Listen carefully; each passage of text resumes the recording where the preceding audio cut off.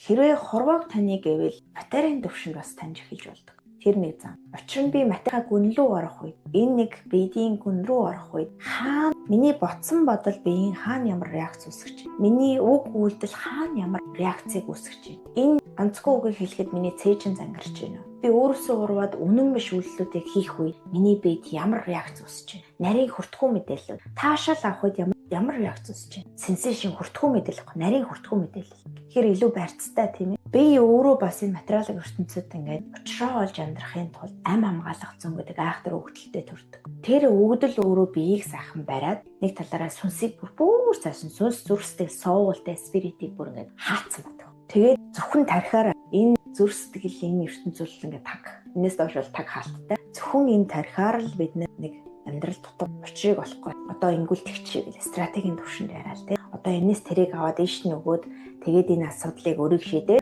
Тэгээ хүүхдүүдээ ингэж тоон сайн болгоод математикт сайн болгоод хэлтэйг болгочих. Урагшин сурагч, хойшин сурагч тэгэл болоод гэх юм бэ. Ийм байдалтай аргын ухаанаар ингээд явдаг тий. Тэгээ эн чинь өөрөө ядмаг учраас яхаарахгүй хүн явж байгаа л маш их хүн асуудлуудад ордог. Цагт доошоо ингээд зогсох завгүй явж байгаа. Зогсолтыгээ сонсоод ирэхийн цагт зүрх сэтгэл ямар их гунсан байгаа, ганцаардсан байгаа, өвдсөн байгаа, тий шаналсан байгааг сонсож эхэлж байгаа юм л та.